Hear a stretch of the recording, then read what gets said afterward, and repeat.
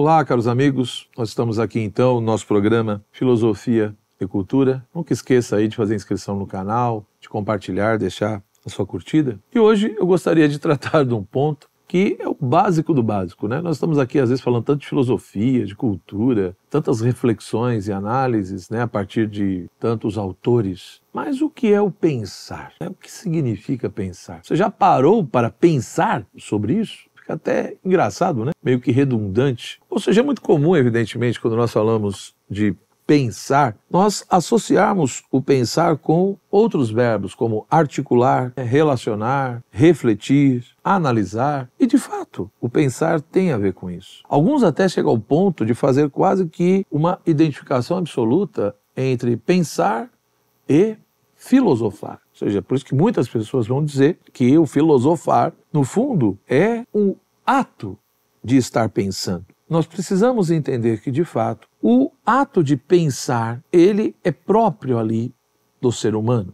Nós pensamos e realizamos esse ato de pensar, tudo isso, no fundo, é possível porque somos seres racionais. Portanto, pensar é justamente você poder considerar, analisar, refletir sobre determinada coisa a partir de uma capacidade que é intrínseca do ser humano. Ou seja, justamente porque somos portadores da razão, da inteligência, enfim, é por isso que nós temos essa capacidade. E evidentemente que o fato de termos essa capacidade, isso mostra que pensar tem uma relevância muito grande na vida humana. A planta, o cachorro, uma pedra, a questão do conhecimento não faz falta para eles. Ou seja, como eles não têm essa capacidade de pensar, ou seja, de buscar entender o que uma coisa é, ou um problema, ou a própria realidade, a partir, repito, de uma capacidade própria, nunca esqueça disso. Então eu não vejo uma pedra pensando, uma planta pensando, nem um cachorro pensando. Você não vê expressões disso. Às vezes ficam algumas dúvidas que não tem muito sentido, ou seja, para eu ter uma dúvida eu preciso ter um motivo razoável. Então, quando eu olho para essas realidades, você não vê nada ali que implique, necessariamente a compreensão de que eles tenham uma capacidade de expressar, porque, no fundo, não expressam nada nesse sentido, as suas atividades realizadas não expressam nada nesse sentido. Portanto, se o ser humano, de fato, tem essa possibilidade, essa capacidade de pensar a partir de algo que não é externo, mas é interno à sua natureza, isso com certeza vai ter uma relevância, uma importância. Ou seja, justamente porque podemos pensar, nós temos uma possibilidade de ter um conhecimento mais rigoroso sobre a própria realidade, seja uma realidade sensível, inteligível, o que for. Da mesma forma que, pelo ato de pensar, nós podemos ter uma vida moral mais equilibrada, ou seja, termos a clareza do que é o bem, do que é o mal, do que é possível, do que não é possível, do que não é possível, do que convém fazer nas mais diversas situações. Da mesma maneira que esse ato de pensar também nos capacita não só a ter um conhecimento mais rigoroso, não só a ter um discernimento moral mais claro, mas também a enfrentar os mais diversos problemas e desafios, não só teóricos, mas práticos na nossa vida. Então veja que todos esses pontos e outros aqui mostram a relevância e a importância do pensar na nossa vida. E quando o ser humano, de fato, não cultiva uma vida do pensamento, ele está indo contra ou ele está desvalorizando aquilo, digamos assim, que é próprio da sua natureza enquanto ser humano. Ele está indo contra a sua especificidade, digamos assim. Agora, não basta pensar, Não basta simplesmente realizar um ato de pensar qualquer. Eu preciso saber pensar bem. E aqui começa a ficar um pouquinho mais complicado. Então eu peço que você se esforce ou que preste atenção no que eu vou dizer. Ou seja, o que é pensar bem? Então, se não basta só pensar, mas eu tenho que pensar bem, o que significa pensar bem? Ora, o primeiro ponto, a primeira coisa que nós precisamos lembrar é que existem 3 operações básicas da nossa razão. Tem 3 operações básicas da nossa inteligência. A primeira é o que muitos autores chamam de simples apreensão. O que seria essa simples apreensão? É o ato pelo qual a nossa razão conhece alguma coisa. Ela consegue apreender, ou seja, ela consegue captar aquela coisa, a natureza daquela coisa, sem afirmar e sem negar nada. Então, a finalidade da simples apreensão, que é uma operação da inteligência, uma operação da nossa razão, a finalidade é justamente deste ato é justamente apreender o quê? Apreender a natureza de uma coisa, e na medida em que vai apreendendo, captando a natureza daquela coisa, vai formando um conceito. Então, o termo dessa operação é justamente o quê? O conceito, a noção. Então, o conceito que nós expressamos, a noção que nós temos sobre a coisa, de fato, o termo dessa operação é justamente o conceito que, de uma certa maneira, tem relação com a natureza da coisa. E a expressão oral de tudo isso, né, a expressão oral desse termo, desse conceito, é a palavra, né, a palavra que nós usamos. A palavra homem, a palavra mesa, a palavra vida, etc. Isso é uma palavra que evidentemente está pressupondo ali um conceito que pressupõe essa simples apreensão. Lógico que alguém poderá dizer, professor, mas existem conceitos absurdos. Tem conceitos que não têm sentido. Por exemplo, o conceito de círculo quadrado. Mas como é possível eu ter um conceito de círculo quadrado? Bom, é possível porque quando eu falo círculo quadrado, ele é um conceito que pressupõe os pontos que eu disse, mas na realidade ele é um conceito que não é nem certo e nem errado. Ele não é nem verdadeiro e nem falso. Por quê? Porque quando você diz círculo quadrado, você não está afirmando nada e você não está negando nada. Essa que é a grande questão. Ou seja, da mesma forma que eu, quando digo círculo quadrado é uma coisa, repito, é um conceito que pressupõe ali o processo da simples apreensão,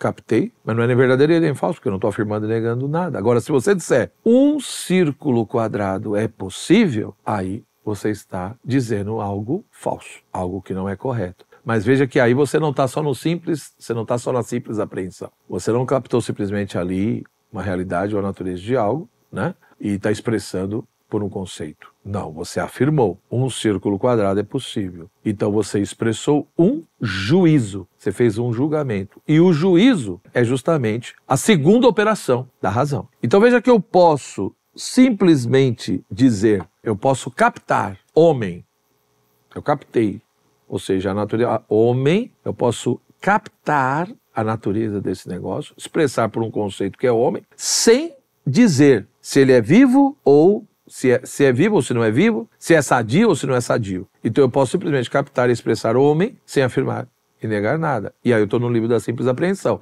Agora, quando eu vou para o âmbito de um juízo, aí é outra coisa. Quando eu vou para o âmbito do juízo, eu estou falando da segunda operação. E essa segunda operação da razão é o ato pelo qual a nossa razão afirma ou nega algo de um ser. Esse ser é o sujeito e aquilo que nós afirmamos ou negamos é o predicado. Então, quando você atribui um determinado predicado a um sujeito, você está afirmando. Quando você nega, você está excluindo esse predicado daquele sujeito. Então, João é bonito, é um juízo afirmativo, né?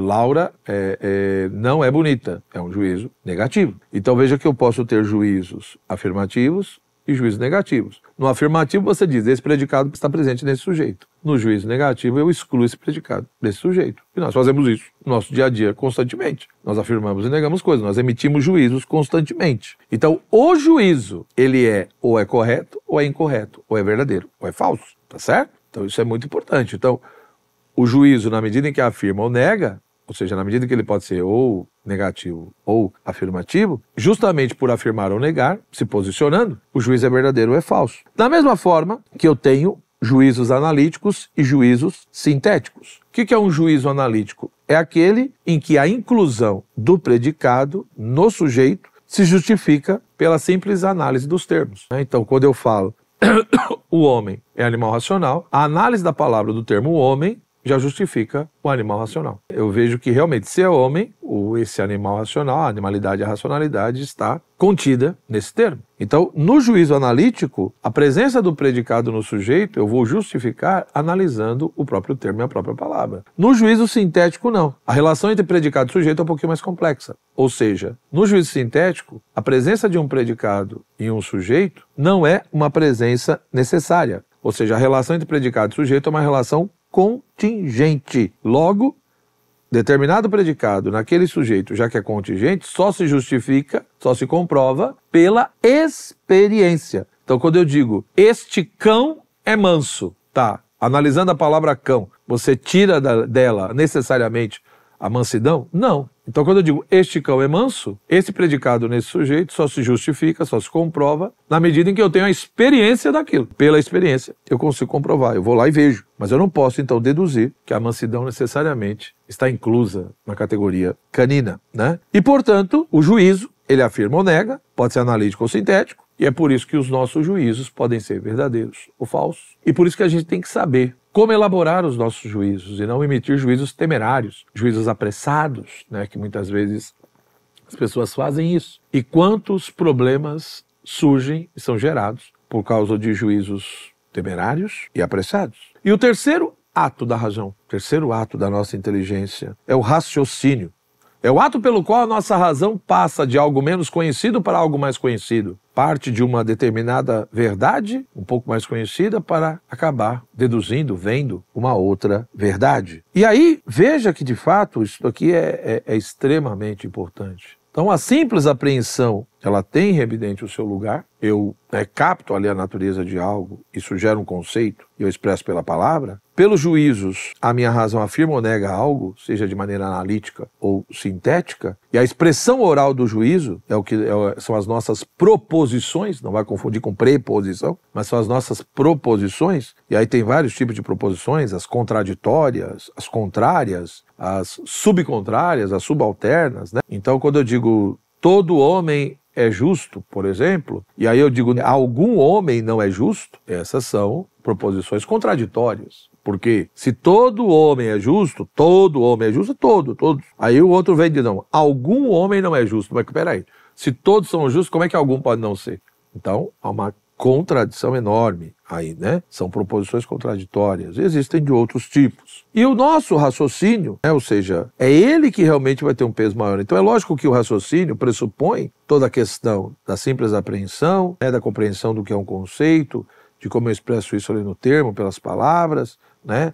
Como eu estabeleço definições, etc. Da mesma forma, os tipos de proposições e como eu faço conversões de proposições e para construir o quê? Ou seja, no nosso raciocínio vai estar presente ali, querendo ou não, muitos elementos da simples apreensão e das proposições. E, de fato, quando nós falamos da questão do raciocínio, ou seja, basicamente, na tradição, fala-se do raciocínio dedutivo e do raciocínio indutivo. No raciocínio dedutivo, você parte de um elemento, de um ponto geral, para chegar até uma conclusão particular, em algo particular. Enquanto que na indução é o contrário, você parte do mais particular, o ponto de partida é o mais particular, para depois você chegar àquilo que é mais geral, a uma generalização. Então, por exemplo, o exemplo clássico de dedução, todo homem é mortal, Sócrates é homem, logo Sócrates é mortal. Então veja que eu parto de algo mais geral. E geralmente esse elemento aí é a base. Ou seja, todo homem é mortal, Sócrates é homem, logo Sócrates é mortal, não é melhor dizer. Então se todo homem é mortal e se o Paulo, a Maria e o José é homem, então eles também serão mortais. Quando você vai para o raciocínio indutivo, ocorre uma mudança disso daí. Então eu diria, as plantas, os animais e os homens se movem por si mesmos. Ora, todos os corpos viventes são plantas, animais e homens. Logo, todos os corpos viventes se movem por si mesmos. Então veja que são dois tipos de raciocínio, que evidentemente têm a sua validade, mas nós precisamos entender que o ponto de partida de todo o raciocínio é justamente o que em lógica vai chamar de premissas.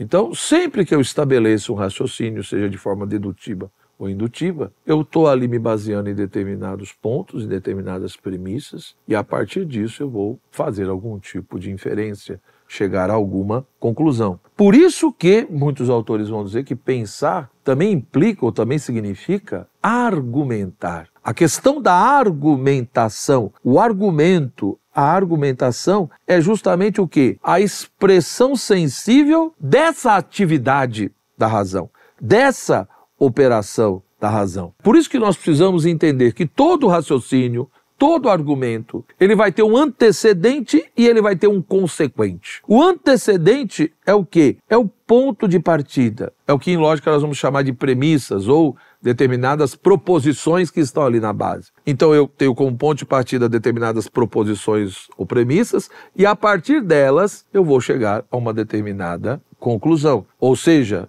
eu tenho antecedente, que são as proposições ou premissas, e eu tenho o consequente, que é a conclusão que eu vou inferir a partir dessas premissas. Mas é evidente que aqui devemos tomar um cuidado enorme. Por quê? Porque, de fato, um raciocínio, um argumento, ele pode ser, por um lado, como se fosse assim, formalmente válido, e a conclusão ser falsa. Essa é a questão. Ou seja, pode ser que eu tenha ali todo um raciocínio e um argumento que, por um lado, ele tem sentido. Ele tem, digamos, uma validade formal, mas a conclusão é um pouco confusa, né? Então, por isso que alguns dizem, olha, é necessário saber distinguir entre consequência e consequente. Ou seja, o consequente, aquela conclusão que eu chego, é um tipo de juízo. E o juízo, lembra que é ou verdadeiro ou falso. Né? Na medida em que, pelo juízo, eu afirmo ou nego algo. Ou eu afirmo um determinado predicado a um sujeito, ou eu nego esse predicado naquele sujeito. Então, todo juízo ou é V ou é F. Né? Então, o consequente, ele é um juízo, que é verdadeiro ou falso. Tá? E a consequência? A consequência é um tipo de relação, é um tipo de ligação que nós estamos fazendo de proposições. Então, por exemplo, quando eu digo, todo homem é imortal, ora, Pedro é homem, logo Pedro é imortal. Onde está o problema desse raciocínio? Onde está o problema desse argumento? O problema é que, quando eu digo, todo homem é imortal, ora, Pedro é homem, você tem aqui uma consequência, porque você está fazendo uma relação, né? Todo homem é imortal, primeira premissa ali, com a segunda. Ora, Pedro é homem. Então, essa consequência, ela é correta. Aí você pensa, mas como ela é correta? É correta porque eu disse, todo homem é mortal, e eu estou colocando Pedro dentro da categoria homem. E, portanto, Pedro realmente entra na categoria de homem. Como Pedro entra realmente na categoria de homem, essa primeira proposição com a segunda está fazendo uma consequência. Tá bom, até aí está correto. Só que baseado nisso, aí eu chego a um consequente. Aí eu digo, logo, Pedro é imortal. Esse consequente é falso, ou seja, é possível eu ter uma consequência que é correta e chegar a um consequente errado, a um consequente falso. Então, por mais que ali, quando eu digo todo homem é imortal, ora, Pedro é homem, e ali é uma consequência correta, por outro lado eu chego a um consequente falso. Por quê? Porque a categoria de homem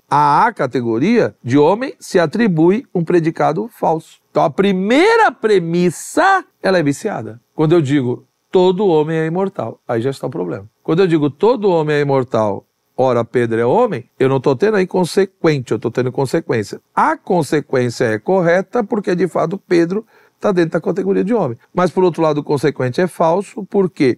Porque eu coloco na categoria de homem um predicado que não pertence a ela, que é a imortalidade. Portanto, é possível ter uma consequência correta e um consequente falso. Ou seja, é possível que você tenha um raciocínio e um argumento que, do ponto de vista formal, não tem problema, mas mesmo assim, ele não é verdadeiro. E é por isso que vai surgir o problema das falácias. Ou seja, o que é uma falácia? É um raciocínio incorreto, tá certo? Que parece reto, parece certo, mas ele é portador de um defeito, ou seja, a sua conclusão é falsa. A falácia que pode receber dois nomes, a falácia que pode ser chamada de sofisma ou de paralogismo. Então muitos dizem, olha, a falácia enquanto sofisma é quando nós temos a intenção de enganar o outro, ou seja, eu sei o que eu estou fazendo, eu estou ali manipulando. Então, no sofisma, a falácia enquanto sofisma teria a intenção de enganar. E no paralogismo seria um erro, né, sem ter muita consciência. Ou seja, eu cometo um erro, eu me engano ali e não percebi. Isso seria a falácia enquanto paralogismo. E aí tem vários tipos de falácia. A falácia do equívoco, a falácia de passar de um sentido a um outro, né? A ignorância da questão, ou seja, a falácia de você misturar e confundir o acidental com o essencial, a falácia da petição de princípios, tem várias. E aproveito, né, ou seja, o nosso querido amigo aqui, irmão Felipe Trielli, tem vários vídeos nesse sentido sobre falácia, dando exemplo, né, ali, mostrando com toda a clareza o que é. Então eu recomendo, vai lá, dá uma olhada nos vídeos do Felipe, eu não vou ficar aqui repetindo todos esses exemplos que ele está dando ali com muita propriedade, com muita maravilha do jeito dele, digamos assim. E por fim, alguém poderia perguntar duas coisas. Primeiro, professor, quais são as causas da falácia? Por que a pessoa comete um raciocínio incorreto, seja conscientemente ou com intenção de enganar ou não? E parece que tem três coisas que precisam ser levadas em consideração. A primeira coisa é uma imperfeita observação da realidade. A pessoa olha o mundo, olha a realidade